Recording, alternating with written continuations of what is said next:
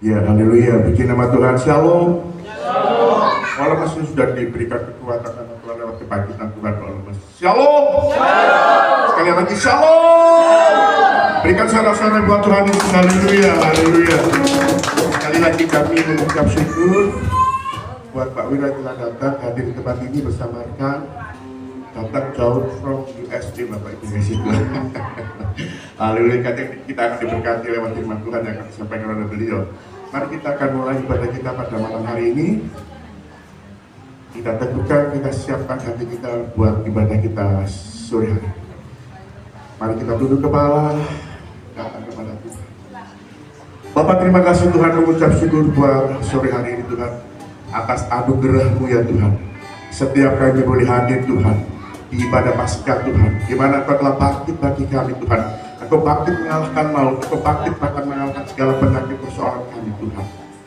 Terima kasih Tuhan, biar ibadah kami menjadi ibadah yang sejati di hadapan, ibadah yang berkenan bagi kemuliaan-Mu ya Tuhan.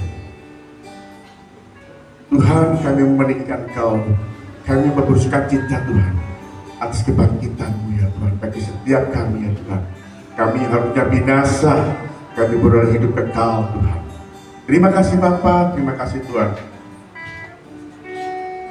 Urapi ibadah kami Tuhan, dari awal pertengahan hingga akhirnya Tuhan. Hamba-Mu yang akan menyampaikan firman Tuhan, nyatakan kuasa-Mu Tuhan lewat firman yang disampaikan oleh hamba-Mu, sehingga firman itu memberikan kekuatan bagi kami Tuhan. Terima kasih Bapa, terima kasih. Di dalam nama Yesus, mari kita semua siap memuji Tuhan, siap menerima hadirat Tuhan. Sama-sama kita boleh berkata amin. Sekali lagi berikan suara-suara panjang buat Tuhan Yesus. Haleluya. Kami boleh pakai berdiri. Haleluya. Kita memujikan bahwa Dia hidup, bangkit bagi kita semua, mengalahkan maut. Haleluya.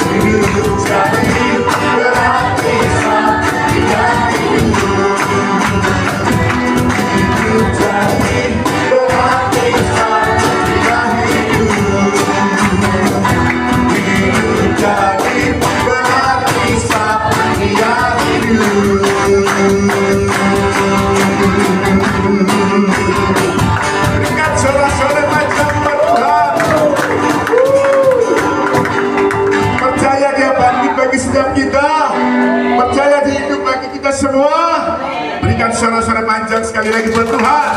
Silakan duduk kembali Bapak Ibu yang kasih Tuhan. Haleluya. Sebab Kau yang kudus bagi setiap kami Tuhan. Biarlah pagi malam hari ini Tuhan, setiap kami memuji menyembah Tuhan Allah yang kudus.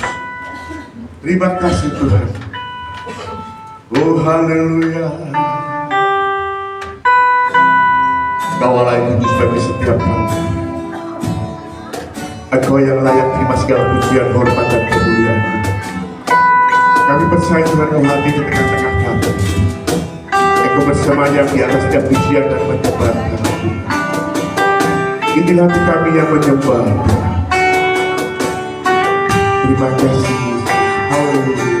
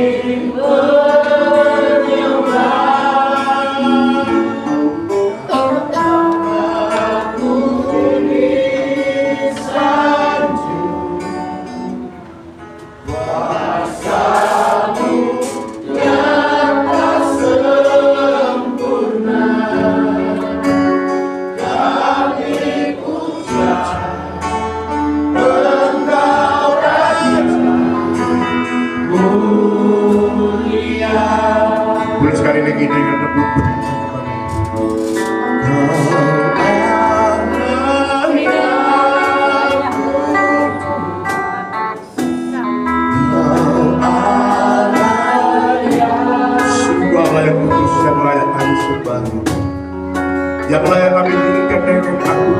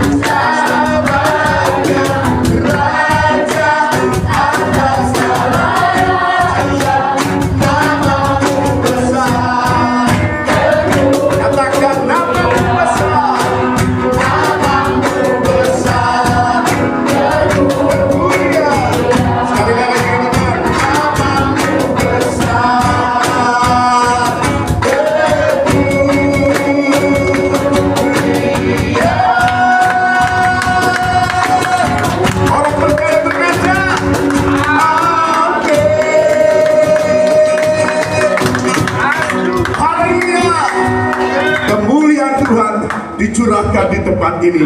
Engkau yang sakit disembuhkan, Engkau yang berbeban dibebaskan, Engkau yang saat ini punya masalah persoalan, Tuhan sudah buka jalan bagi setiap kita. Di dalam nama Yesus, setiap orang percaya, setiap orang yang mencintai, mengasihi Tuhan, sama-sama bersama kita katakan amin. Berikan sorak-sorak manjar, mantap buat Tuhan Yesus.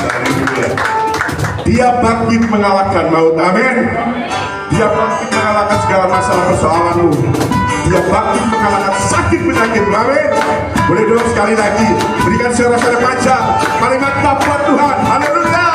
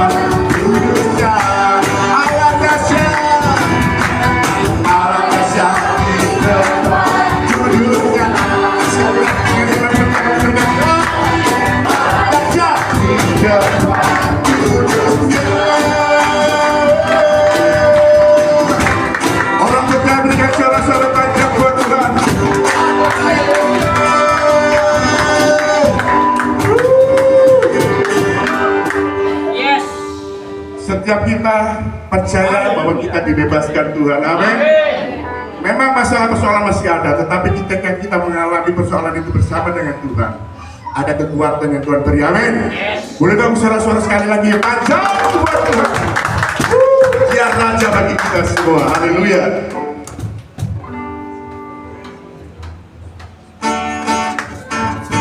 Amin. Bersyukurlah kepada Tuhan. Siapa yang bangkit dan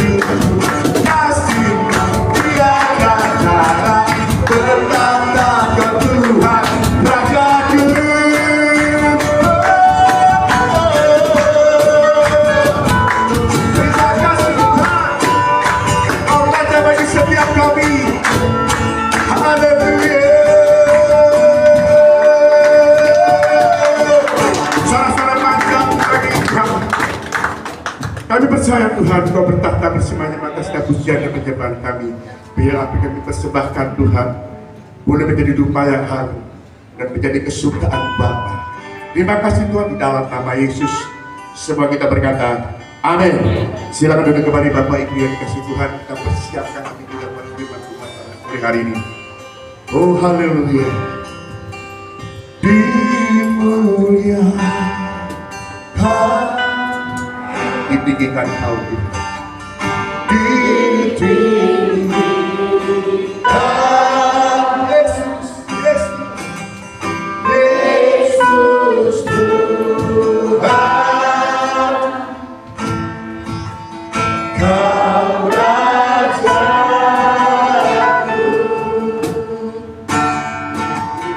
yang berkata, yang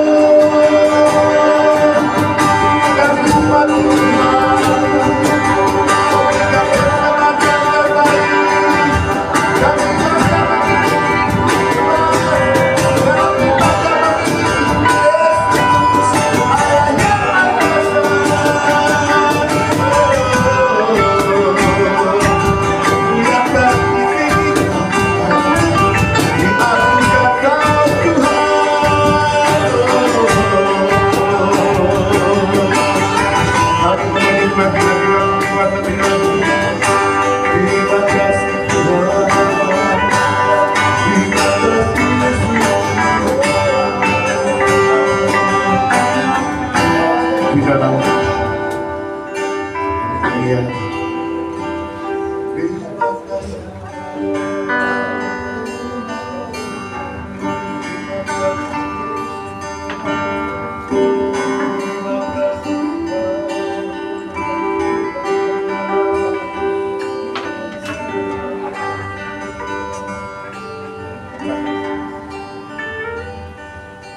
Segala puji syukur kami naikkan kepadamu ya Bapa. Setiap pujian demi pujian sudah kami naikkan juga untukmu. Kami juga selalu ingin menyembah namamu, ingin meninggikan namamu. Karena pada hari ini kami sangat antusias, sangat berbahagia sekali karena Engkau sudah menjadikan kami sebagai pemenang. Segala kematian telah Kau ubah menjadi suatu kebangkitan. Terima kasih Tuhan. Kami juga berdoa untuk saudara-saudara kami yang masih mungkin dalam perjalanan Bapak ke tempat ini dengan selamat. Yang sakit Kau sembuhkan. Untuk minggu depan bisa ikut bergabung kembali, atau yang lagi repot atau sibuk atau bermasalah, Kau selesaikan semuanya. Terima kasih Tuhan, dalam satu nama Tuhan Yesus Kristus, Allah kami yang hidup, Allah kami yang kekal, Allah kami yang kudus. Sekali lagi kami berdoa. Amin. Silakan duduk.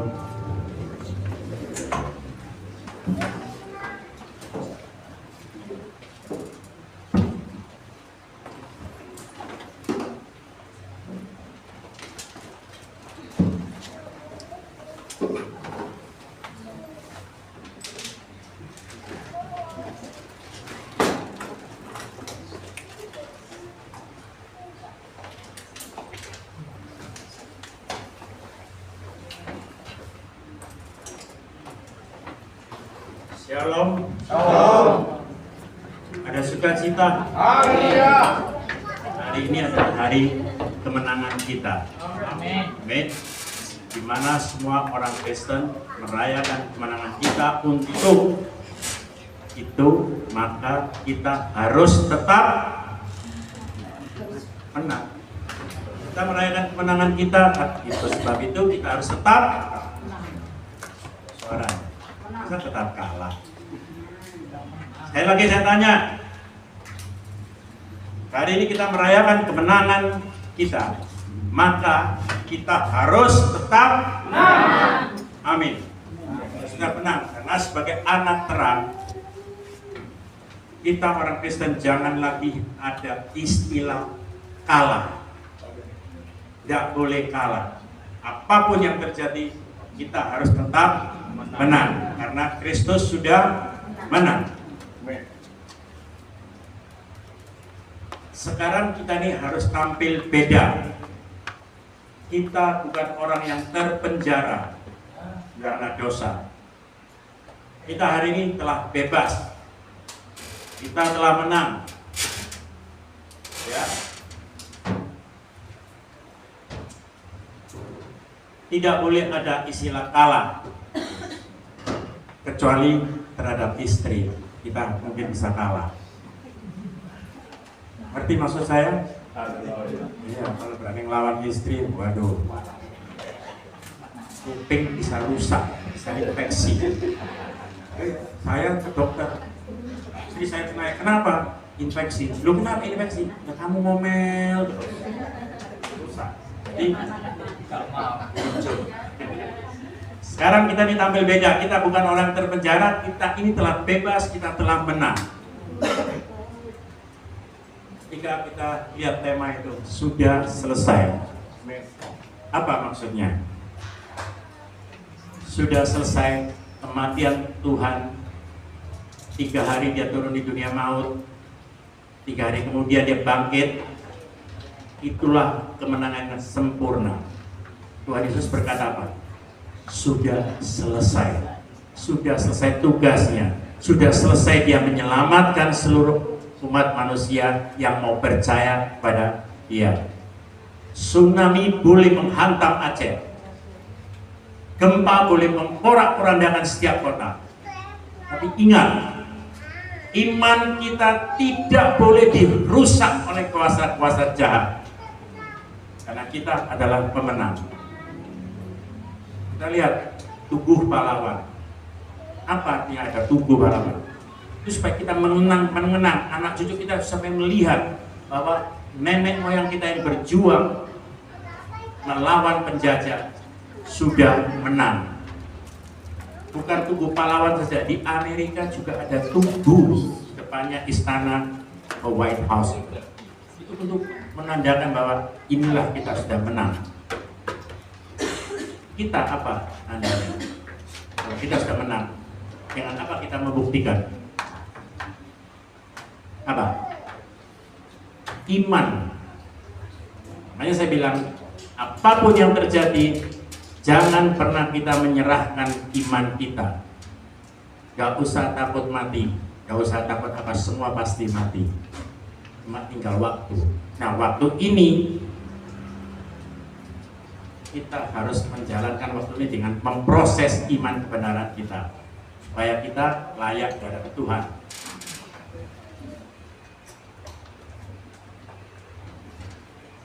Hati-hati. Ini cuma sebagai prolog. Iblis tidak merusak kita secara terang-terangan, tapi iblis merusak kita dengan menggunakan firman Allah. Dia putar balikkan firman Allah seakan-akan benar. Kemarin mungkin Pak Rudi khotbah tentang kematian Kristus, Jumat Agung. Hati-hati. Banyak orang yang mengerti, maka saya agak pelan ya. Tuhan Yesus mati di atas kayu salib, menderita berkorban untuk menebus dosa manusia. Benar apa salah? Benar? Yakin benar? Salah. Tuhan Yesus tidak menebus dosa manusia, tetapi Tuhan Yesus menebus manusia berdosa. Ngapain Tuhan Yesus menebus dosa? Dia benci sama dosa kok. Bisa mengerti maksud saya? Tuhan Yesus menebus manusia berdosa, karena manusia itu ciptaan yang serupa dengan gambarnya, ciptaan yang dikasihi. Maka sebab itu Paulus bilang apa? Berikan tubuhmu yang penuh dengan dosa, tetapi berikan rohmu pada yang empunya. Tubuh bisa penuh dosa, tubuh bisa celaka, kita mati tubuh jadi busuk, tapi roh kita akan hidup. Jadi sekali lagi, hati-hati. Inilah iblis itu memutarbalikkan fakta yang secara kita tidak sadar. Iblis, Tuhan tidak mau menebus dosa manusia, tapi Tuhan menebus manusia berdosa. Kata-katanya dibalik sedikit aja, artinya sudah beda. Tapi kita nggak sadar. Nah, sebab itu hari ini saya ingin khotbah tentang bercerita kisah tentang kemenangan orang percaya. Hari ini penuh dengan sukacita. Saya akan khotbah secara pelan-pelan. Nanti akhir khotbah sebelum jamuan kudus saya serahkan kepada Pak Gembala. Saya akan kasih kuis berhadiah. Karena apa? Karena penuh sukacita, kita bergembira, ada hadiahnya. Jadi dengar baik-baik. Saya nggak akan ulangi lagi karena saya nggak bisa menyenangkan semua orang di sini. Saya kasih kuis. Kayak kita buka di 1 Korintus 15. Ayat yang 53 sampai 57. Mari kita sudah ketemu. Mari kita baca sama-sama ya, yang keras. 1, 2, 3. Karena yang dapat binasa ini harus mengenakan yang tidak bisa binasa, dan yang dapat mati harus mengenakan yang tidak dapat mati. Dan sesudah yang dapat binasa ini mengenakan yang tidak dapat binasa, dan yang mati mengenakan yang tidak dapat mati, maka genaplah firman Tuhan tertulis, maut telah ditelan di dalam kemenangan. Hai maut, di manakah kemenanganmu? Hai maut, di manakah sengatmu? Sengat maut ialah dosa dan kuasa dosa ialah hukum Taurat.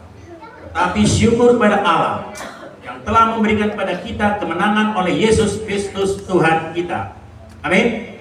Mari kita tundukkan kepala, sekali lagi kita masuk dalam doa. Bapa di dalam surga, Allah yang Maha Pengasih, sekali lagi kami mengucapkan syukur atas kesempatan pada hari ini Bapa, karena kami boleh datang ke hadirat-Mu, boleh duduk di hadapan mimbar-Mu, dan kami juga boleh merayakan hari kemenangan-Mu yang juga sekaligus merupakan kemenangan kami atas maut. Kebangkitan-Mu adalah kemenangan kami semua. Jika Engkau tidak bangkit, maka iman kami semua sia-sia tanpa harapan. Jika Engkau tidak bangkit, maka binasalah kami semua tanpa harapan. Tapi sekarang kami semua hidup di dalam kemenangan-Mu atas maut. Hari ini Bapa, saat ini kami siap untuk mendengarkan sabda firman-Mu yang akan disampaikan oleh hamba-Mu yang hina dan bodoh ini. Biarkanlah kebenaran firman-Mu semakin menguatkan iman kami, dan biarlah kebenaran firman-Mu semakin bertumbuh di dalam kehidupan kami, agar kehidupan kami ke depannya menjadi layak di hadapan-Mu ya Bapa. Oleh karena itu ya Bapa, mohon pimpin ibadah Paskah ini, dan berkati setiap kami yang ada di tempat ini, juga hamba-Mu yang kami menyampaikan firman-Mu. Kau tutup bungkus kami semua dengan kuasa Roh Kudus-Mu, Kau tutup semua dengan kuasa Roh Kudus-Mu tempat ini, sehingga tidak ada lagi kuasa-kuasa jahat yang mengganggu, sehingga kami tetap selalu berkonsentrasi. Untuk ini sekali lagi Bapak, kami mengucapkan syukur dan terima kasih atas kemurahan dan kasih. Hanya di dalam satu nama, Tuhan Yesus Kristus, Allah yang Maha Kudus, Allah yang Maha Kasih, Allah yang Maha Berkuasa, Allah yang menguasai langit dan bumi. Kami sudah berdoa. Amin. Bicara tentang kemenangan. Setiap tahun kita merayakan kemerdekaan Indonesia, benar? Tanggal 17. Bukan di Indonesia saja, tapi di mana-mana. Di Amerika 4 Juli, July 4. Kita merayakan kemenangan. Kita tahu Indonesia dijajah oleh Belanda 350 tahun, oleh Jepang 3 tahun, oleh Inggris setahun, kembali lagi dijajah oleh Belanda lagi. Beberapa saat saya nggak tahu sampai adanya perang di ini apa, Jalan Tunjungan, hotel apa itu, Mojopahit ya, dulu sebut oranye. Selama ini, selama penjajahan ini, berbagai kebohongan, penderitaan, penyiksaan, dan semua yang dirasakan oleh bangsa ini adalah kesusahan sekali. Pada waktu itu bangsa kita ini hidup dalam kesulitan, lebih lagi hidup di dalam kekejaman penjajahan. Hidup seakan tanpa pengharapan, tanpa mau mati segan. Hidup tidak mau, hidup itu segan, mati juga tidak mau. Ini kan peribahasa duniawi. Hidup ini seperti di dalam neraka. Bangsa ini butuh merdeka. Tapi kemerdekaan ini harus dibayar dengan harga yang sangat mahal. Dengan harga yang sangat luar biasa, yaitu dengan darah dan nyawa. Sudah banyak pahlawan di Indonesia ini berguguran hanya demi sebuah kemerdekaan. Mulai dari ujung Sumatera, Jawa, NTB, NTT, naik lagi ke Papua, Maluku, Sulawesi, Kalimantan. Semuanya bertempur. Kita mungkin tidak mengalami, maka kita diam-diam aja. Tapi nenek moyang kita, orang tua kita, bahkan saya itu sempat kuman dengan D30S pas saya masih kecil. Aduh, susah setengah mati. Semuanya itu berperang, berguguran, melawan penjajah. Tujuannya cuma satu, terbebas dari penderitaan penjajahan. hari ini sesungguhnya kita ini juga hidup di dalam penjajahan. Kita hidup di dalam penjajahan dosa. Ini lebih mengerikan dari penjajahan negara sebuah bangsa. Sebuah bangsa masih ada enaknya sedikit, kalau kita ini enggak. Sudah menderita dalam penjajahan dosa, hidup dengan penderitaan, ujung-ujungnya maut yang kita terima. Kematian kekal. Kalau pahlawan kita bertempur melawan penjajahan dengan segudang pengorbanan, kita ini juga bertempur melawan dosa dengan apa? Kita ini sudah kalah. Kita ini sudah dikuasai oleh dosa. Kita butuh sosok satu yang bisa menolong kita, sosok yang kuat. Siapa ya? Yesus Kristus. Amin. Hari ini kita bersyukur memiliki Tuhan Yesus Kristus sebagai Allah kita. Sosok yang telah membuktikan kemenangannya atas maut. Maut sudah dikalahkan, untuk dosa sudah dihancurkan. Kebangkitan Yesus adalah bukti kemenangan kita. Satu-satunya pemuka agama yang bangkit hanya Yesus Kristus. Coba selidiki, pemuka agama mana yang lainnya yang bangkit? Tidak ada. Maka kita hari ini kita bisa beriman pada Yesus Kristus, itu adalah suatu keuntungan, suatu anugerah yang tak ternilai harganya. Kita yang tadinya mati karena dosa, kita yang sudah tidak berdaya karena kemenangan dan kebangkitan Kristus yang nyata sudah diberikan pada kita, hari ini kita berpesta. Kita yang tadinya binasa karena dosa, kita sudah diubah menjadi kita yang tidak binasa lagi. Kematian itu adalah musuh-musuh kita yang paling akhir, yang paling menakutkan. Siapa, saya mau tanya, yang kira-kira hari ini yang beriman mau menghadapi kematian tidak takut? Siapa? Coba. Siapa? Yang di atas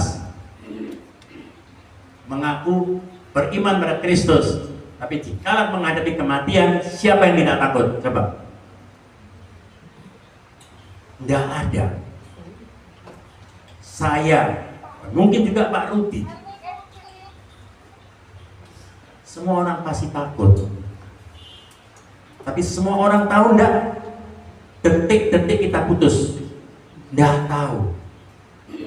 Itu kasih Tuhan. Kita tahu-tahu tidur hilang. Enggak. Ya. Kita sakit, ini enggak berdaya, yang lihat keluarga kita. Kita juga enggak tahu. Semua itu mengalami hal yang sama. Kalau saja tahu, aduh besok pagi jam sekian aku mati. Aduh, gimana gelisah. Ya. Jadi kematian itu adalah musuh yang paling menakutkan. Apa yang terjadi jika Kristus tidak bangkit? Apakah kita akan menjadi kemenang? Enggak. Kita tetap terbelenggu di dalam dosa. Dan dikatakan di dalam firman, upah dosa adalah kesenangan ya maut, bukan kesenangan. Ini loh yang sangat mengerikan. Hati-hati. Seperti yang dikatakan oleh Rasul Paulus dalam 1 Korintus 15, jika tidak ada kebangkitan, maka Kristus juga tidak bangkit. Ini bukan kata saya, kata firman Tuhan. Jika tidak ada kebangkitan, maka Kristus juga tidak bangkit. Jikalau Kristus tidak bangkit, maka yang kau imani adalah iman yang sia-sia. Jikalau Kristus tidak bangkit, maka yang diberitakan adalah berita yang sia-sia. Jika Kristus tidak bangkit, maka kita ini ada orang yang paling dikasihani. Sebab kita memiliki hidup dengan harapan yang kosong. Dan kita akan tetap binasa karena dosa kita. Tapi terpujilah Allah kita, Allah yang bangkit, Allah yang telah memberikan kemenangan pada kita. Dialah Allah yang sudah memberikan kehidupan pada kita semuanya. Janjinya sudah dibuktikan. Genap sudah kemenangan kita. Sehingga firman-Nya juga menyatakan dengan tegas dan sangat jelas kematian telah ditelan oleh kemenangan. Kalimat kematian telah ditelan oleh kemenangan ini adalah pernyataan yang merupakan bukti kemenangan Kristus atas maut melalui kebangkitannya. Kematian itu merupakan jalan akhir yang sangat mengerikan dari seperti yang katakan. Tetapi oleh kebangkitan Kristus, kematian ini telah dirubah menjadi kemenangan pada orang yang percaya. Silakan dunia mengatakan Yesus tidak mati. Yang mati itu adalah Yudas, bohong. Gak usah dibantah. Katakanlah apa? Biarlah anjing menggonggong kafilah tetap berlaku. Itu iman saya. Saya bilang apa? Dunia boleh diporak-porandakan, tapi iman kita jangan. Maka harus pegang kuat. Silakan dunia mau bilang apa saja, nggak masalah. Sebab yang pasti Allah yang dunia sembah nggak bisa memberikan kemenangan pada kita. Hanya Yesus Kristus. Kenapa kita harus goyang? Ya, kita harus jaga iman kita. Allah yang dunia sembah tidak ada satupun yang bisa memberikan kemenangan. Sebab Allah mereka yang sembah adalah Allah yang palsu, yang binasa, tidak pernah bangkit. Coba urut dari apa saja. Dari Buddha, ya. Dari mana saja. Yang bangkit adalah Allah kita. Lalu pertanyaan, kemanakah Yesus mati 3 hari dalam kematiannya? Banyak argumentasi di dalam kekristenan ini. Tapi saya punya prinsip sendiri. Selama 3 hari Yesus turun ke dunia maut ini untuk menggantikan kematian kekal kita. 3 hari dia bangkit, itulah kematian yang sempurna, kematian yang memberikan kita kemenangan. Maka Yesus bilang apa? Sudah selesai. Tugasnya sudah selesai. Kita sudah menang. Apa yang kita cari lagi? Menjaga kemenangan kita. Jangan lagi menjadi pemain-pemain yang kalah. Yesus turun ke alam maut bukan untuk menerima hukuman. Yesus turun ke dunia maut juga bukan untuk menetap sebagai tawanan seperti tawanan perang, tapi sebagai pemenang. Dia turun ke alam maut untuk menyatakan kemenangan pada kematian dan pada iblis. Kita tidak boleh kalah lagi. Kita sudah menang. Kita juga harus tetap menang sampai kita berakhir hidup kita. Maka firman Tuhan bilang apa? Apabila sang anak, maksudnya putra, yaitu Roh Yesus, sudah memerdekakan kamu, maka kamu sudah benar-benar merdeka. Ini bukti kita sudah cukup banyak di ayat-ayat itu. Itulah jaminan kemenangan kita. Jumat lalu saya juga sudah berbicara di Gereja 1 tentang ini. Kita ini sudah ditebus dengan harga yang mahal. Dengarkan baik-baik ya. Nanti kuisnya seputaran khotbah ini. Saya pelan-pelan aja. Kita sudah ditebus dengan harga yang mahal. Pembebasan kita atas maut sudah diperoleh melalui kematian Kristus. Maut tidak bisa berkuasa atas kita lagi. Maut juga sudah tidak bisa memisahkan kita dari Allah. Iman. Maut sudah dilumpuhkan, maut sudah dikalahkan. Sebab kebangkitan Kristus, kita menjadi pemenang. Sebab itu firman-Nya menggema di alam maut. Hai maut, di manakah sengatmu? Hai maut, di manakah kemenanganmu? Ini bukti bahwa kita ini benar-benar pemenang. Kalau belum, hai maut, di mana kemenanganmu? Ada nanti. Di mana sengatmu? Oh, nanti besok saya kasih. Itu masih ada perlawanan.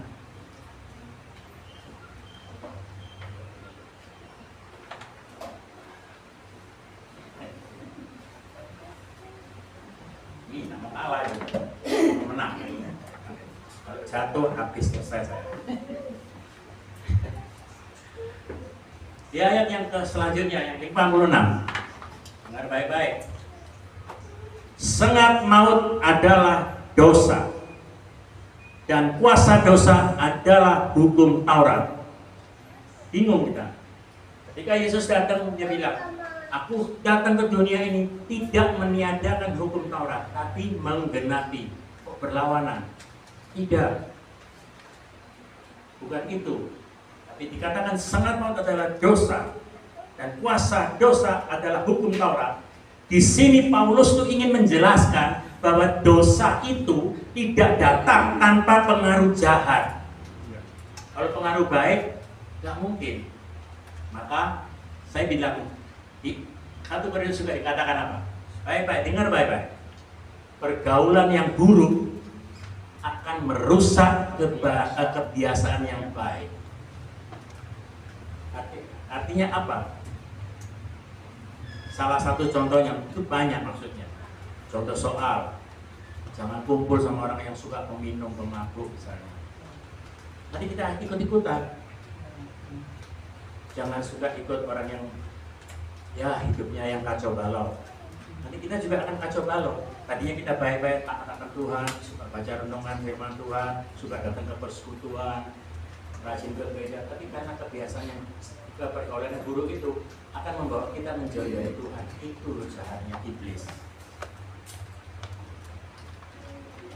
Amin. Maut, sengat maut adalah dosa yang merusak akal pikiran manusia.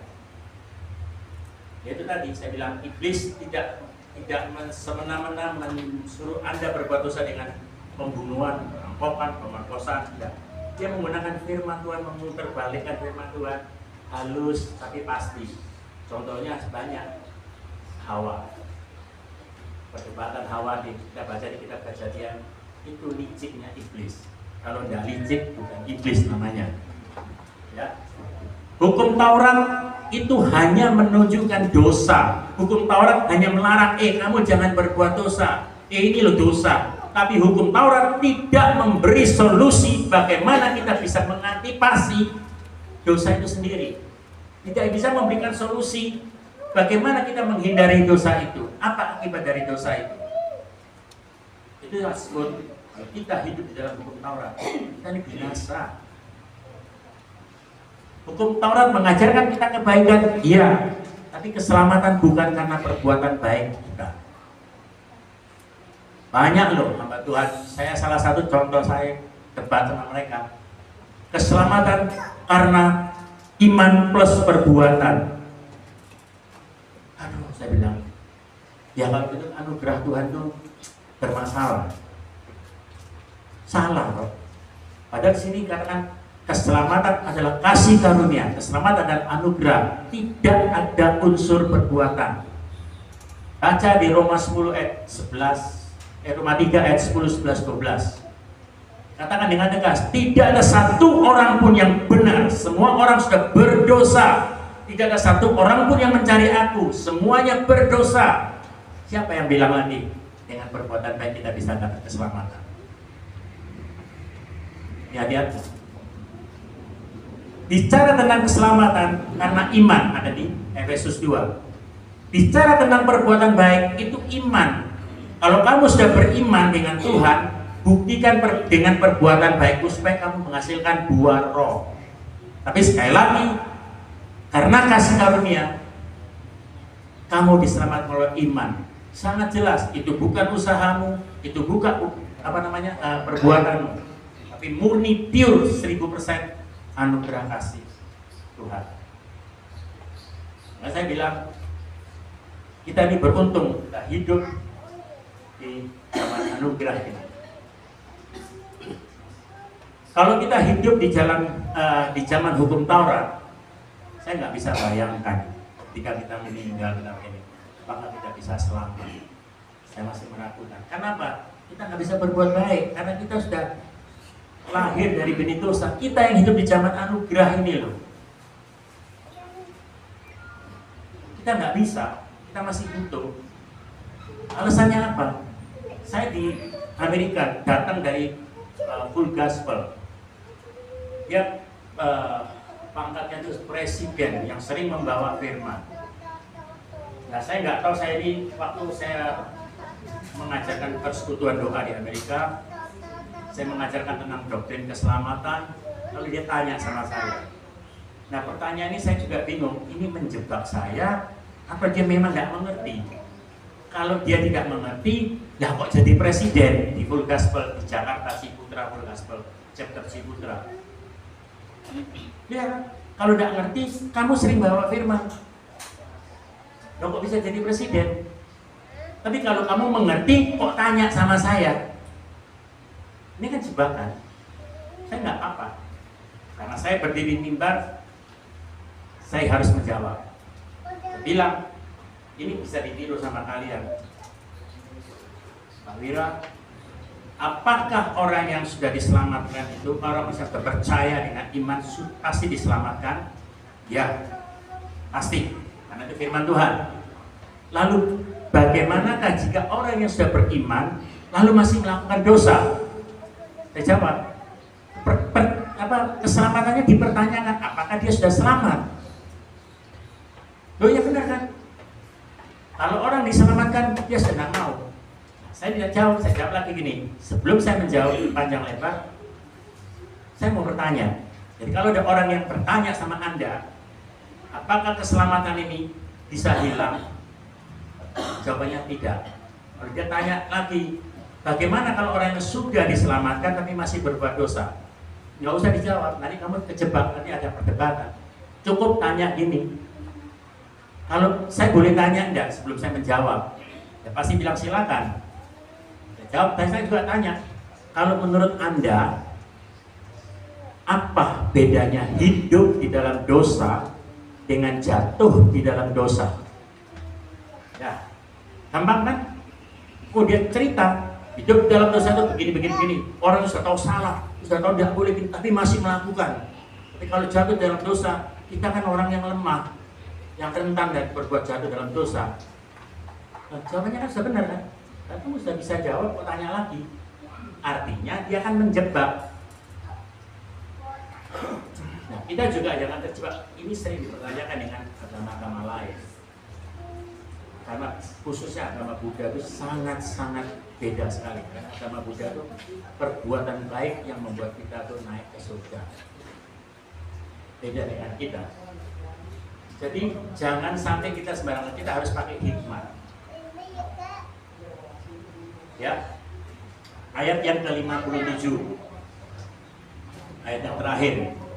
Tetapi syukur pada Allah yang memberikan kita kemenangan oleh Yesus Kristus Tuhan kita. Meskipun dosa dan maut telah menguasai manusia, Allah tetap memberikan kemenangan pada orang-orang yang percaya. Bukan pada orang-orang yang berdosa. Orang yang percaya itu sudah pasti masih dosa, karena kita lahir dari benih dosa. Tapi orang yang percaya tidak hidup di dalam dosa. Sebab itu orang yang percaya jatuh di dalam dosa. Contohnya, suami pulang kerja, ya, istri itu lupa masak, lupa telat, gini, marah. Aku ini sudah pulang kerja, masa aja sudah lapar, nggak ada cepat ini, masih nunggu ini, baru ini, marah. Nah, ini kan nggak benar. Ini ibu ini senggol-senggol, berarti iya. Ya, marah. Ini saya lihat di sini jelas loh, senggol kok ini. Benar ya? Juga marah ya? Masuk. Saya nggak nyindir, saya nggak tahu loh ya. Ibu yang ngasih gini pon itu ya. Nah, tawannya di situ. Jadi contohnya itu jatuh di dalam dosa. Apakah diampuni? Ya jelas diampuni, karena kita tuh rentan. Allah tahu sebab Allah tuh datang ke dunia ini menebus segala dosa manusia ini. Kalaupun ada yang sudah hidup ia tenang, sudah dimenangkan, tapi kalau masih jatuh, ya kita masih ada ini. Karena apa? Allah itu sebagai pembela kita. Ketika kita menghadapi suatu permasalahan hukum, apakah kita bisa melawan jaksa penuntut umum? Nggak bisa. Kita butuh seorang pengacara yang bisa membela kita. Ketika kita dijatuhkan dalam dosa, kita divonis dengan kematian kekal, kita diserang oleh iblis, Allah kita yang membela kita. Gampang ilustrasinya. Jadi kemenangan itu nyata di dalam kematian.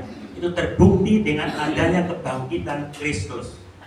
Dari kematian Yesus Kristus ini menanggung dosa manusia, dan kebangkitannya Yesus Kristus ini mengalahkan maut. Dia juga memerdekakan kamu. Kalau dia sudah memerdekakan kita, maka kita ini semua sudah benar-benar merdeka. Itulah kemenangan bagi orang percaya. Ya, jadi kita menang. Jangan lagi kita itu takut kalah. Kita harus jalan. Kalau kesandung pun ya biasa, kita kesandung. Tapi kita harus bangkit berdiri lagi, kita maju lagi. Kesandung lagi, bangkit lagi, jalan terus. Satu hal yang ingin saya ingatkan. Ketika kalian nanti datang ke KKR misalnya, ini hati-hati. Iblis itu memutarbalikkan ini, menyesatkan kita. Banyak ada kakek sang pendeta kan bilang, mari kita, siapa yang mau maju ke depan, saya doakan. Banyak orang yang maju karena memang ingin didoakan. Lalu dia putar-putar, sebul, semua tergeletak. Orang semua bilang apa? Ini puji Tuhan, kuasa Roh Kudus terjadi. Bohong itu. Orang Kristen yang bermasalah, yang terjatuh dalam dosa, dia itu tidak akan tergeletak ke belakang, tapi dia tersungkur ke depan. Pernah nggak kita nyanyi? Jika ia terjatuh takkan tergeletak, sebab Tuhan. Gimana kita orang Kristen bisa tergeletak? Tangan Tuhan menopang. Daud berbuat salah, membunuh panglimanya, merebut istrinya Batseba. Ketika ditegur sama Nabi Nathan, dia tergeletak? Enggak, dia tersungkur, dia minta ampun. Itu pekerjaan Roh Kudus.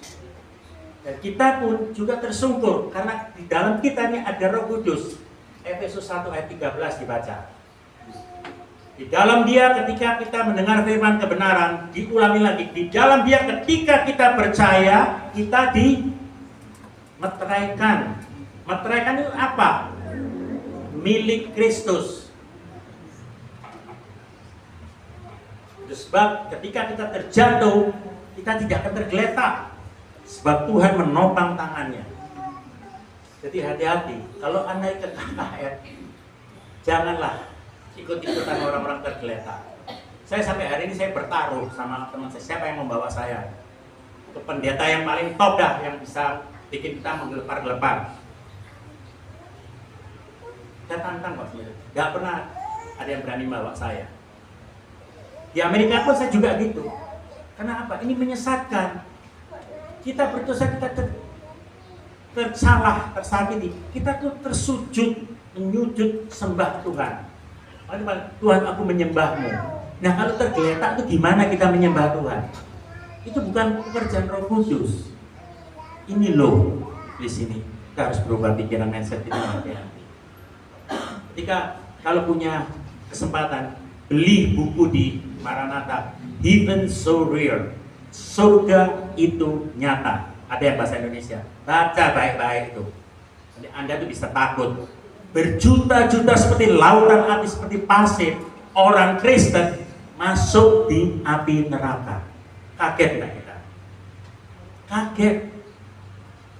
Kenapa? Salah konsep. Makanya kita tuh harus cerdas. Kita dikasih pikiran. Bener nggak ini? Kalau enggak, tanda tanya ke Pak Rudi, ini bener nggak? Kan ada gembalanya. Kalau bilang, wah ini salah, ya sudah jangan mempunyai harapan bahwa kita tuh wah pasti gini, pasti sembuh. Tidak. Yang menyembuhkan kita iman kita sendiri. Banyak orang yang sakit, yang divonis sama dokter, tapi sembuh dengan iman yang dia terus berdoa. Ya, hati-hati. Mari kita tundukkan kepala, kita masukkan dalam doa.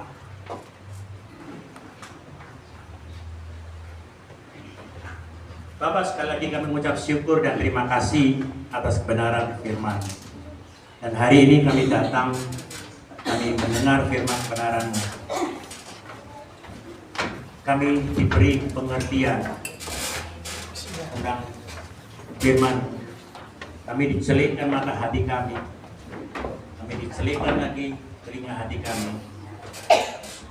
Sehingga kami boleh melihat ke depan. Sehingga kita mengerti. Dunia tidak bisa melihat masa yang akan datang. Dunia tidak bisa melihat masa yang depan. Tetapi kita anak-anak terang, kita tahu tentang masa yang akan datang. Kita tahu apa yang akan terjadi pada kita di hari esok. Terima kasih Bapak atas renungan firman Tuhan yang Kau berikan pada kami saat ini.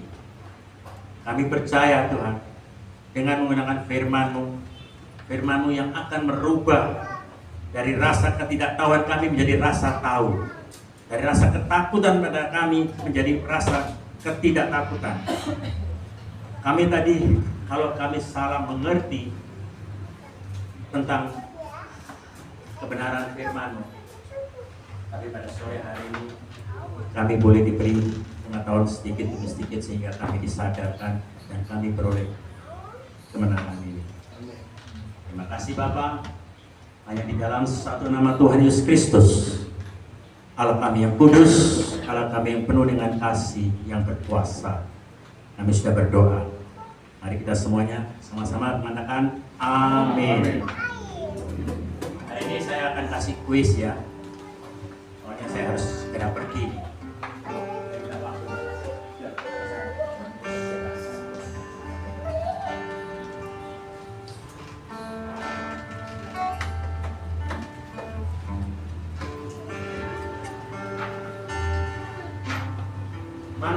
Manusia berdosa. Oleh karena kasih-Nya di atas kayu salib, Tuhan sudah mencurahkan darah-Nya untuk mengkuduskan kita. Amin. Kita yang tadi dikotori dengan dosa, hari ini kita dikuduskan. Sekarang saya mau tanya, siapa yang berani angkat tangan sebelum saya kasih pertanyaan? Coba, apa-apa? Ayo. Saya kasih hadiah. Tolong waktunya cepat. Siapa? Salah ya, gak apa-apa. Soalnya saya kalau tes sama Pak Rudi selalu bilang, semangatku sekarang top, imannya kuat. Nah, saya bersenang. Wah, puji Tuhan. Kalau Anda tidak berani, artinya Anda menjatuhkan namanya Pak Rudi bohong. Nah, konsekuensinya ya nggak tahu, resiko. Siapa yang berani coba? Apa Pak? Ayo, siapa? Pertanyaannya apa Pak? Gampang loh. Iya, kesini dulu, ngacung dulu, nanti saya kasih pertanyaan. Nah,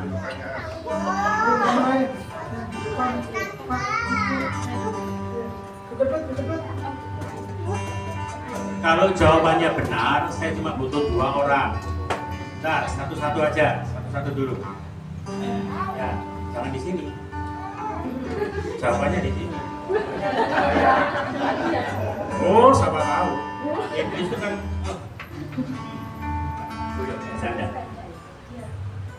Ketika kita dibersihkan dengan darah Tuhan yang kudus, apakah kita kudus? Belum. Belum. Bohong. Kristus itu bohong. Maksudnya belum dalam keadaan betul-betul kudus, masih kita dalam proses. Kalau Anda punya baju kotor, dicuci sama sabun, menjadi bersih nggak? Ketika darah Yesus Kristus membasuh dosa Anda bersih nggak? Bersih. Karena enggak maksudnya untuk awal memang sudah dibersihkan, tetapi kita masuk dalam proses lagi. Masih dalam proses lagi. Maksud saya begini, dengan iman kamu diselamatkan enggak? Iya. Sudah selamat? Sudah. Masih perlu proses?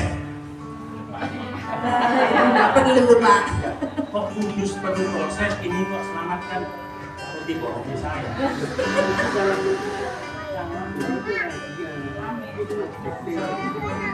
Jadi kalau kita sudah kotor dicuci dengan darah yang kudus, artinya kita ikut kudus. Ya kan? Tapi nggak usah takut, pertanyaan saya lain. Apa arti kekudusan itu? Kekudusan adalah hidup kehidupan kita diserahkan dengan melakukan kehendak Tuhan. Apa yang Tuhan mau kita lakukan dan kita menjaga setiap hidup kita. Itu prosesnya. Saya masih harus mengerti itu prosesnya.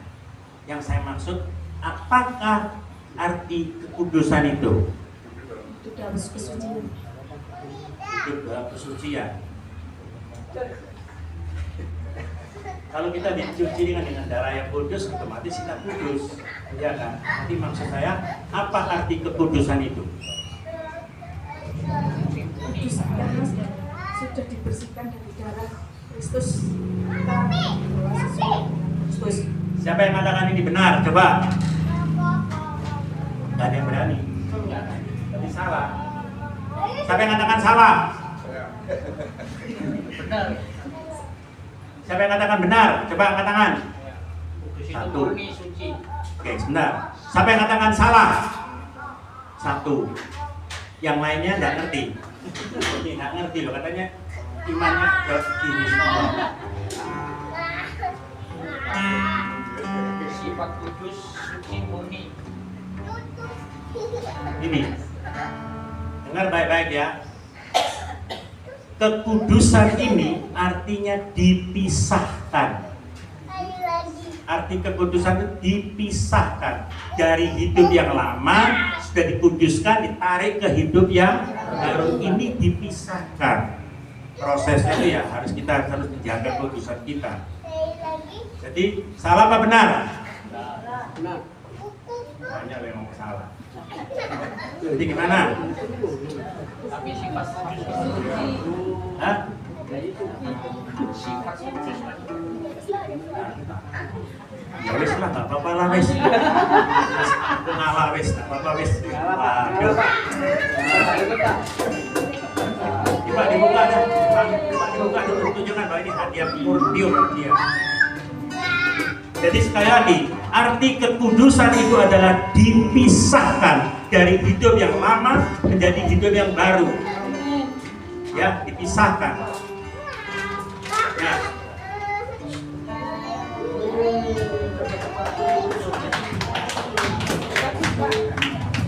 Aku langsung Nike, sepatu Nike, karena saya bekerja di Nike. Siapa lagi setelah melihat ini pasti banyak yang maju. Siapa lagi yang berani? Ayo, siapa lagi yang berani? Loh, hadiahnya ini, tapi ini harus benar-benar ini ya tepat. Ini karena ini nanti kalau tidak tepat menyesatkan semua. Tadi ini kan cuma ya, nah, tadi ada pengertian saya ngerti ada benar, tapi cuma penyampaiannya salah. Coba siapa lagi? Sudah, ayo cepat saya. Karena masih ada perjamuan kudus. Kalau nggak ada yang berani itu berarti Pak Rudi itu bohong sama saya. Ayo siapa? Maju, nggak apa-apa. Saya nanti nggak apa? Kalau masih mau naik. Nah, turun. Terima kasih Bu. Salaman dulu Bu. Terima kasih ya. Mengerti sekarang ya arti kekudusan ya. Oke. Jadi nggak usah kita kudus suci apa ini. Oke. Tadi kan saya sebut arti kekudusan. Sekarang apa? Menurut sini aja Pak, nanti mundur-mundur tadi waduh. Perhatikan semua ya. Jadi kekudusan artinya kan dipisahkan. Apa bedanya kudus dengan suci? Ya. Berdasarkan sifat. Ya coba. Kalau kudus itu bagaimana? Bebas dari dosa. Tadi salah, tadi katanya berdasarkan sifat. Kalau sifat Enggak. berarti suci Gini, murni. apa bedanya kudus dengan suci? Kalau kudus ini. Kalau suci ini. Selesai. Kalau kudus gimana? Supaya jemaat ini tahu. Kalau kudus itu sudah pasti suci. Tapi kalau suci belum tentu kudus. Ini ya, hati-hati ya. Kalau kudus sudah pasti suci. Kalau suci belum tentu kudus. Allah itu maha suci, belum tentu Allah itu kudus. Benar? Lalu. Nah, Allah Maha Kudus. Tadi katanya kalau Allah itu kudus belum tentu suci. Ya. Suci belum tentu kudus. Nah, kita sebut Allah itu Maha Suci, berarti Allah tidak kudus. Maksudnya kan gitu. Karena Allah itu suci belum tentu kudus, berarti ya tidak kudus. Masih belum tentu. Bingung? Siapa yang lagi berani nantang saya? Yang di atas berani? Ya, turun. Turun. Mohon maaf Pak, salah Pak.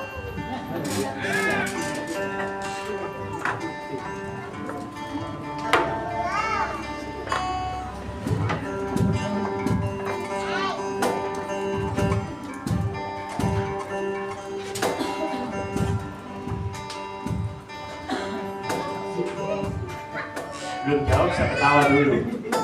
Ini antara menang sama kalah, antara benar sama salah ya. Apa bedanya kudus dengan suci? Kalau kudus kita telah dibebaskan oleh darah Yesus. Nah, suci itu kita telah dibebaskan, tapi kelakuan kita nggak benar berarti itu tidak suci. Jadi kalau kelakuan kita tidak benar, kita tetap kudus.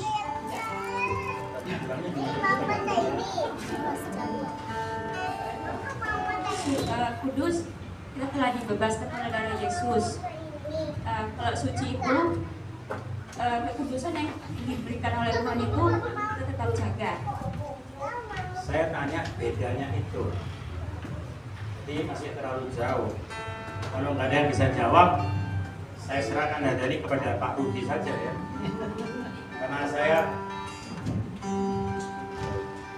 harus komitmen bahwa yang benar saya kasih hadiah, yang salah tidak, nanti saya jawab. Jadi berarti hadiahnya untuk Pak Rudi ya. Atau Pak Rudi mau jawab? Saya percaya kalau nantinya Pak Rudi mau jawab, aduh kalau jawab salah kok. Kalau gimana kalau benar? Aduh. Oke, saya jawab ya. Atau Ibu Rudi mau jawab? Katanya dari dia senyum-senyum. Wah, ilmunya dari sini. Cuma enggak apa-apa. Oh. Jadi begini, apa sini worship leader ini? Ngerti? Apa? Apa kudus? Kalau kudus itu sesuatu yang Tuhan sudah berikan bagi kita, bahwa kita hidup kudus. Kudus itu bebas dari dosa. Dengan suci itu adalah bisa dikatakan bersih. Dan belum tentu kita bebas karena kita setelah ditebus oleh dosa, ditebus oleh darah Yesus. Tapi kalau suci bersih, bukan karena penebusan dosa, bersih hanya seperti kalau apa namanya ini menjadi kotor, dibersihkan. Jadi kudus itu lebih tinggi daripada suci. Sama-sama keadaannya itu bersih, tapi lebih tinggi keadaan kudus daripada suci. Kalau kudus lebih tinggi daripada suci, manusia ini sudah dikuduskan dengan darah Kristus. Artinya dia lebih tinggi dari suci. Manusia ini sudah pasti suci semua. Dalam artian karena kudus, karena dia bebas dosa. Iya, suci, tidak ditebus dosa. Bukan dari tebus dosa, tapi suci karena dia sudah melakukan apa yang Tuhan mau. Kurang tepat ya. Ini saya kasih jelas ya. Maaf ya.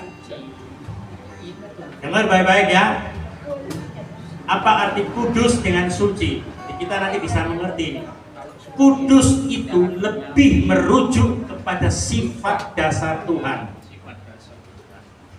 Kudus itu lebih merujuk pada sifat dasar Tuhan, sehingga itu adalah kekhususan atau terpisahkan. Tadi kan saya sudah bilang, arti kekhususan adalah dipisahkan dari yang hidup lama jadi hidup kudus. Jadi belum ada hubungan dengan suci. Jangan sampai terjebak. Saya cuma tanya apa beda kudus dengan suci. Jelaskan aja. Kudus itu kan tadi sudah dipisahkan. artinya itu sifat dasar Allah. Tapi suci itu lebih menunjuk kepada tanpa celah sedikit pun. Allah Maha Suci artinya tidak ada setitik kotoran itu. Dia benar-benar suci. Itu yang dimiliki Allah, tidak bisa dimiliki manusia. Karena manusia masih terkontaminasi dengan dosa. Tapi manusia sudah diputuskan, sudah, karena dipisahkan dari hidup yang lama menjadi hidup yang baru. Itu kekudusan. Jadi manusia dikuduskan. Apakah kamu orang kudus? Ya, bisa. Karena saya sudah dipisahkan dari hidup yang lama menjadi hidup yang baru. Tapi apakah Anda suci? Suci itu milik Allah.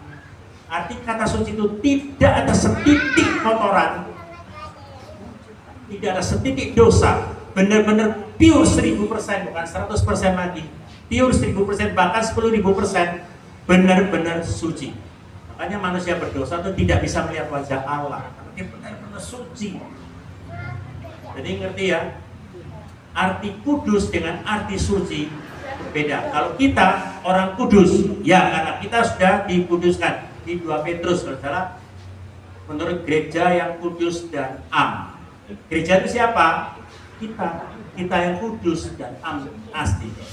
Jadi yang kudus, kita ini orang kudus karena kita sudah dipisahkan dari dosa menjadi tidak dosa, yang binasa menjadi tidak binasa. Itu kita kudus, dipisahkan. Tapi suci, sekali lagi, itu pure menunjukkan sifat yang tidak ada celah sedikit pun. Yang bisa yang ada itu adalah Tuhan. Amin. Oke, saya tutup dalam doa. Oh, tadi sudah ya, sorry, Pak Rudi yang bagian ini bukan bagian saya, harus Pak Gembala. Ya, silakan Pak Rudi.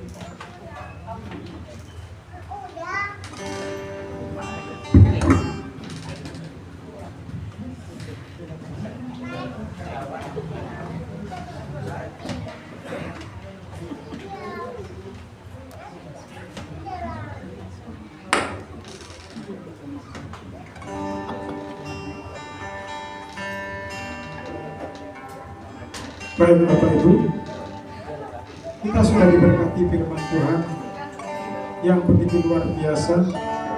Tiba saatnya kita akan kembali menikmati perjamuan kudus. Kami undang singer, kami undang petugas perjamuan kudus.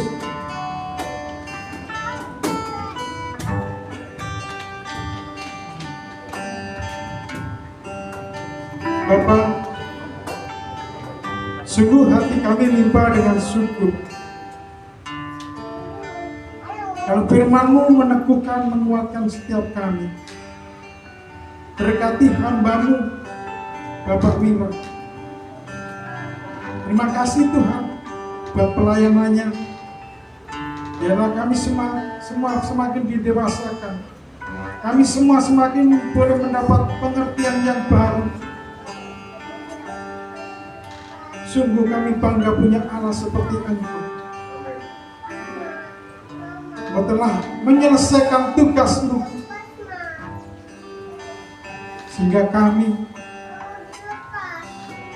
boleh diampuni. Engkau telah menang atas kuasa maut dan kami boleh mendapatkan kekuatan yang baru. Dan kami yang telah mati dalam dosa, ini kami boleh bersama-sama dibangkitkan bersama dengan Engkau Tuhan. Sungguh kami bangga punya Allah seperti Engkau. Sebentar lagi kami akan menikmati perjamuan kudus. Pimpin sertai kami, terlebih hamba-Mu yang akan melayani. Dengan urapan kuasa Roh Kudus, biarlah kami boleh menikmati. Dalam berkat Bapa, Putra, dan Roh Kudus, kami serahkan doa ini. Haleluya.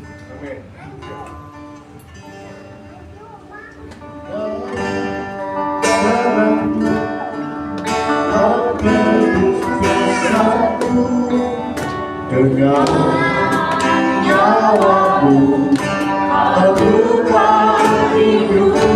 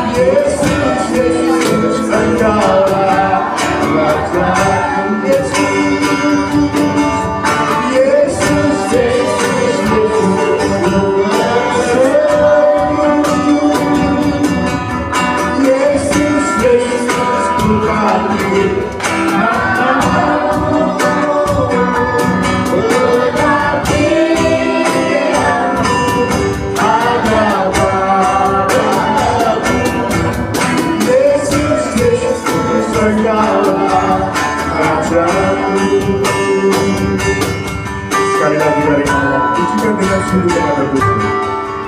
Dengan darahmu aku tebus dosaku, dengan nyawamu kau bukan hidupku. Ini aku sepenuhnya milikmu. Aku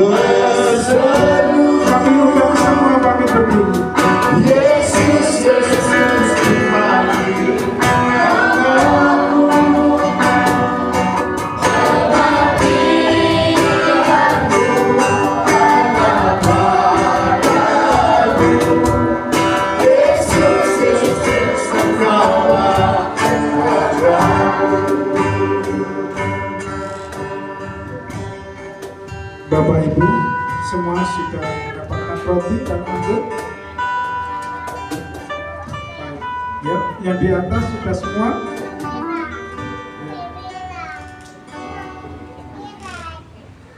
Sebelum kita menikmati tubuh dan darah Yesus, kita terlebih dahulu membaca pengakuan iman. Bisa ditampilkan. Nanti dipimpin oleh Pak Agung, diikuti oleh semua jemaat. Pengakuan iman Gereja Bethel Indonesia diawali dengan aku percaya. Aku percaya Alkitab Perjanjian Lama dan Perjanjian Baru adalah firman Allah yang diungkapkan oleh Roh Kudus, Allah yang Maha Esa, Allah Tritunggal, yaitu Bapa dan Anak dan Roh Kudus, tiga pribadi dalam satu hakikat. Yesus Kristus Juru Selamat dan Pengacara kita adalah Anak Allah yang tunggal, dikandung dari Roh Kudus dan dilahirkan oleh perawan Maria, telah disalibkan, mati, dikuburkan dan dibangkitkan pada hari yang ketiga dari antara orang mati, naik ke surga dan duduk di sebelah kanan Allah Bapa sebagai Tuhan dan Raja segala raja. Semua manusia sudah berdosa dan kehilangan kemuliaan Allah, sehingga harus bertobat dan berbalik kepada Allah untuk menerima pengampunan dosa. Kebenaran dan kelahiran baru terjadi karena iman di dalam darah Yesus Kristus yang dikerjakan oleh Roh Kudus. Setiap orang yang bertobat harus dibaptis secara selang dalam nama Bapa dan Anak dan Roh Kudus, dalam nama Tuhan Yesus Kristus. Penyucian hidup adalah buah kelahiran baru karena percaya dalam darah Yesus Kristus yang dikerjakan oleh kuasa firman Allah dan Roh Kudus. Karena itu, kesucian adalah asas dan prinsip hidup umat Kristen. Baptisan Roh Kudus adalah karunia Tuhan untuk semua orang yang telah disucikan hatinya. Tanda awal baptisan Roh Kudus adalah berkata-kata dengan bahasa roh sebagaimana diilhamkan oleh Roh Kudus. Perjamuan kudus dilakukan untuk meneguhkan persekutuan kita dengan Tuhan dan satu dengan yang lain sebagai gereja. Kesembuhan ilahi tersedia dalam korban penebusan Yesus untuk semua orang yang percaya. Tuhan Yesus Kristus akan turun dari surga untuk membangkitkan semua umatnya yang telah mati di dalam Dia dan mengangkatnya bersama-sama semua umatnya yang masih hidup lalu bertemu dengan Dia di angkasa. Kemudian Ia akan datang kembali bersama orang kudusnya untuk mendirikan kerajaan 1000 tahun di bumi ini. Pada akhirnya semua orang mati akan dibangkitkan. Orang benar akan bangkit pada kebangkitan yang pertama dan menerima hidup kekal. Tetapi orang yang jahat akan bangkit pada kebangkitan yang kedua dan menerima hukuman selama-lamanya. Mari, sebelum kita makan tubuh dan darah Yesus, saya akan bacakan terlebih dahulu. Setelah saya bacakan ayat firman Tuhan, kita akan menikmati tubuh Yesus yang berupa roti. Sebab apa yang telah kuteruskan kepadamu telah aku terima dari Tuhan, yaitu bahwa Tuhan Yesus pada waktu malam Ia diserahkan mengambil roti, dan sesudah itu Ia mengucap syukur atasnya. Ia memecah-mecahkannya dan berkata, "Inilah tubuhku yang diserahkan bagi kamu. Perbuatlah ini menjadi peringatan akan aku." Bapak, Ibu, Saudara yang dikasihi Tuhan, bukankah roti yang atasnya kita ucapkan syukur adalah persekutuan kita dengan tubuh Yesus? Amin. Mari kita makan dengan percaya.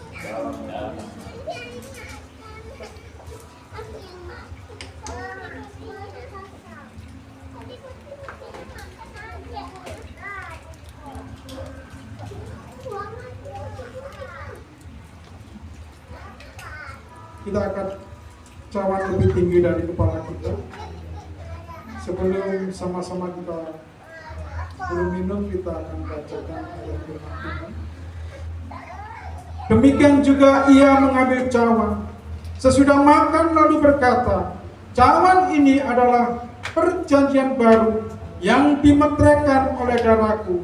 Perbuatlah ini setiap kali kamu minum." Bapak, Ibu, Saudara yang dikasihi Tuhan, bukankah cawan yang atasnya kita ucapkan syukur adalah persekutuan kita dengan darah Yesus? Amin. Mari kita minum dengan iman. Haleluya. Terima kasih Bapak. Sungguh besar kasih setiamu Tuhan. Engkau rela mati bagi kami. Engkau rela Tuhan menderita. Engkau rela Tuhan terpaku di salib. Haleluya. Haleluya. Haleluya. Segala puji syukur hanya bagimu Tuhan. Haleluya. Haleluya. Yesus. Haleluya.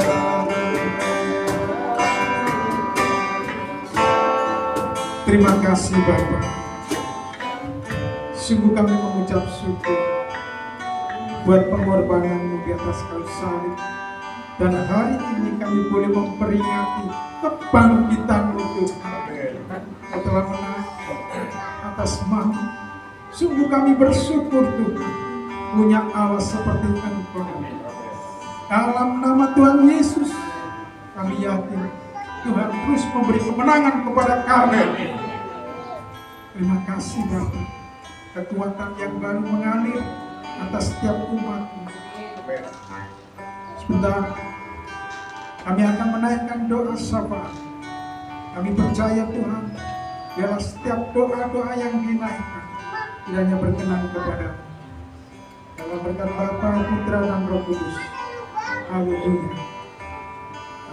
Amin. Silakan duduk kembali Bapak Ibu, kasih Tuhan.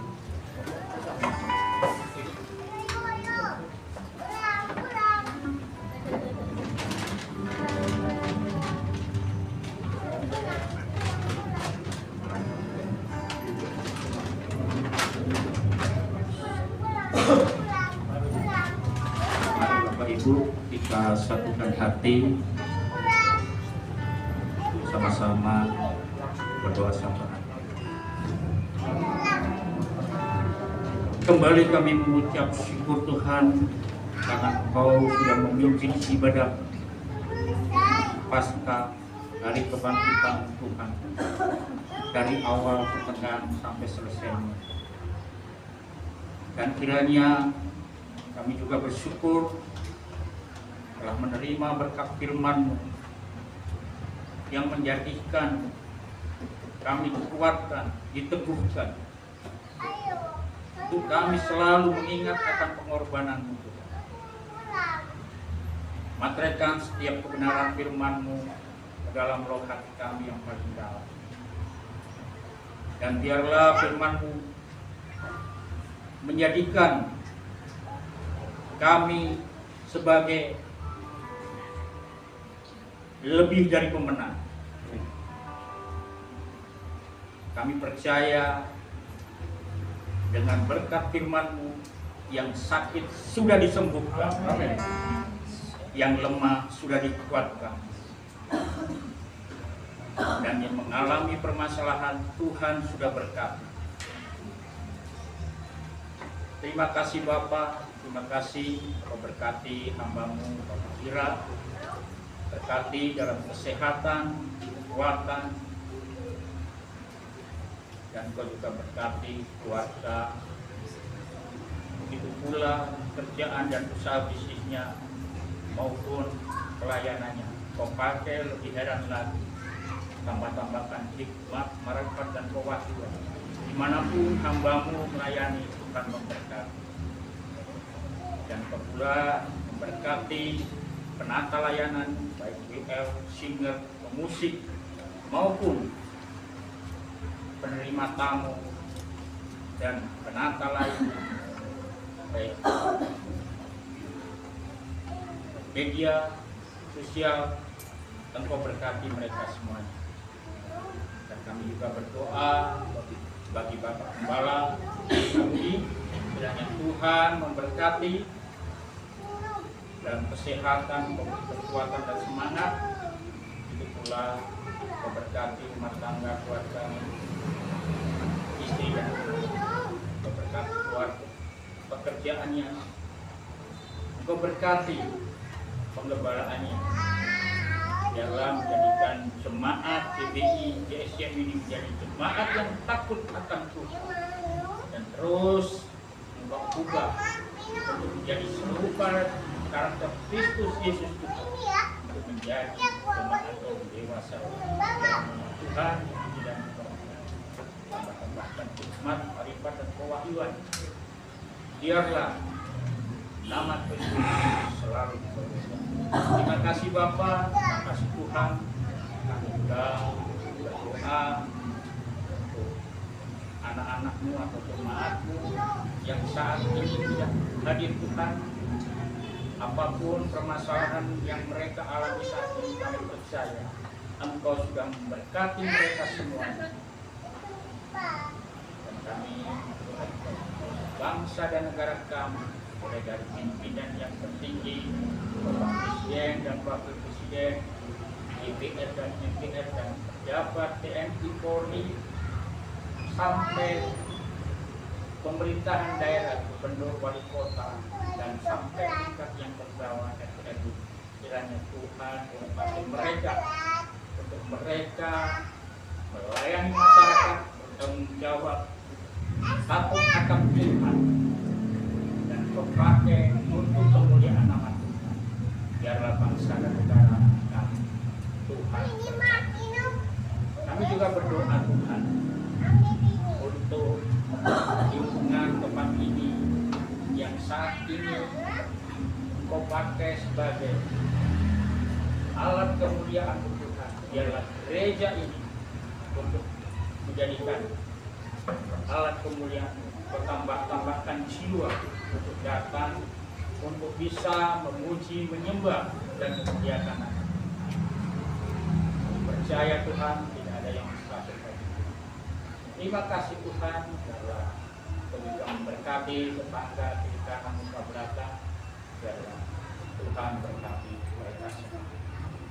Kami percaya, dan saatnya kami akan meninggalkan tempat ini satu dengan yang lainnya. Tuhan mengiringi setiap langkah kami ke tempat atau ke tujuan masing-masing, rumah kami masing-masing dengan selamat, tidak kurang satu apapun. Terima kasih Bapa, terima kasih Tuhan, terpujilah namamu. Amin. Dalam nama Tuhan Yesus, Tuhan kita akan memberikan persembahan yang terbaik.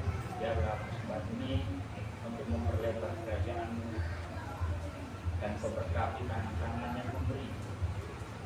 Kiranya nama Tuhan terus dipermuliakan. Terima kasih Tuhan, terpujilah namamu. Dalam nama Tuhan Yesus kami sudah berdoa dan syukur. Haleluya. Amin. Amin. Ya, silakan Bapak Ibu dikasih Tuhan untuk berikan persembahan terbaik buat Tuhan. Sampai kita berikan persembahan terbaik buat Tuhan, kita akan pujikan satu pujian yang luar biasa. Tuhan menetapkan langkah-langkah orang yang mencintai.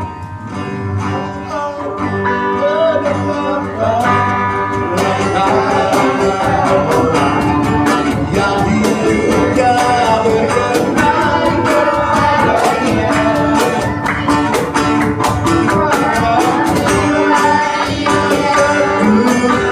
tak sampai terjadi sebab Tuhan berdoa. Sekali lagi dari awal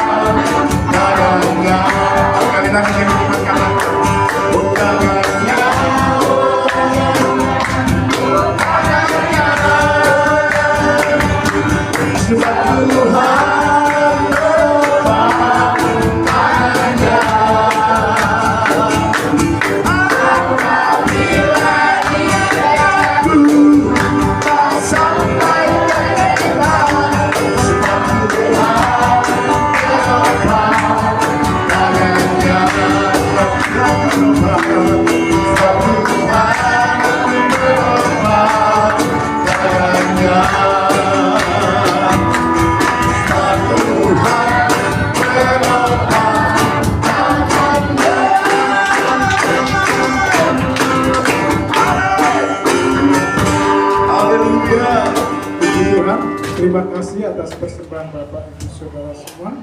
Yakin dan percaya Tuhan akan mengembalikan kita. Ya, silakan dulu Bapak Ibu. Kita akan akhiri ibadah kita. Langsung ya. Untuk pengumuman kemarin sudah diumumkan ya, bahwa kita akan mengadakan retreat pada tanggal kemarin tanggal 29 ya.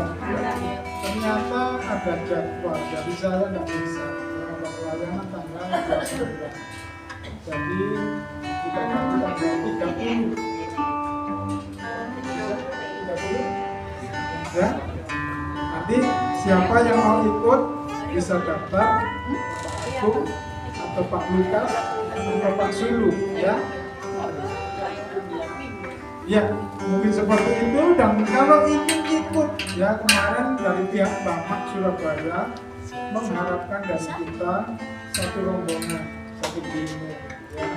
Nah, satu demo itu isinya 10, baru dapat orang 6 atau 7 ya.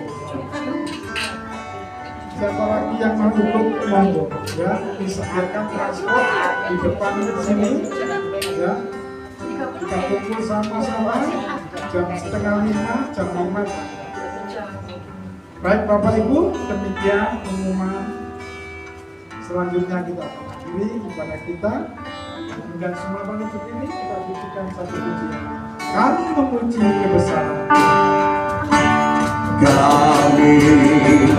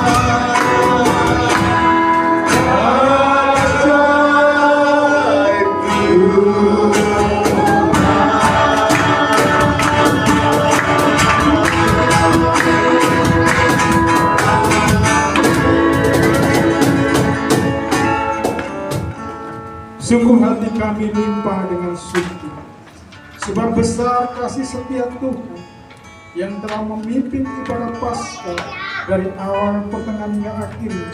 Semua hamba-hambamu yang bertugas dan melayani, semua boleh mengerjakan dengan baik. Dengan pimpinan kuasa Roh Kudus, mereka boleh melayani dan mempermuliakan nama Tuhan. Sebentar kami akan kembali pulang ke tempat kami masing-masing. Kami percaya Tuhan Kau tidak membiarkan setiap kami pulang dengan tangan hampa. Sebab Engkau telah menyediakan segala berkat yang melimpah. Bapak, Ibu, Saudara yang dikasihi Tuhan, Engkau yang sungguh-sungguh setia, mari angkat kedua tangan, pastikan dan percaya bahwa Tuhan memberkati engkau pada waktu masuk. Tuhan memberkati engkau pada waktu keluar. Tuhan menghadapkan wajahnya kepadamu dan memberi kasih karunia. Tuhan menghadapkan wajahnya kepadamu dan menyinari engkau dengan kasih karunia, dan Tuhan memberikan damai sejahtera. Diberkatilah seluruh keluarga Bapak Ibu, anak-anak diberkati, orang tua diberkati, ibadah dan pelayananmu diberkati oleh Tuhan. Bahkan segala pekerjaan yang kau lakukan, Tuhanlah yang membuat berkat. Sekarang pulang terima segala berkat yang melimpah ini, berkat atas nama Allah Bapa, cinta kasih daripada Tuhan Yesus Kristus, pimpinan penyertaan kuasa Roh Kudus, memimpin menyertai engkau semua dari sekarang sampai Maranatha Tuhan datang kedua kali. Semua yang sudah diberkati Tuhan, sama-sama kita katakan amin.